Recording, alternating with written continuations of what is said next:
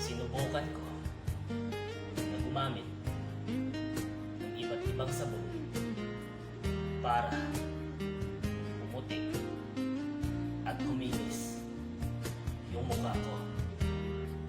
Pero wala pa rin nagbago.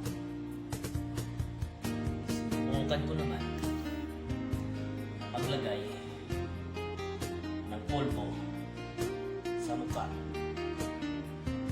para pumuti at pumugi yung mukha ko. Pero wala pa rin nagbago.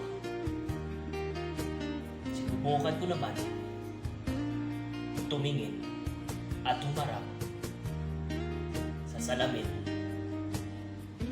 Nung nakita ko ang itsura ko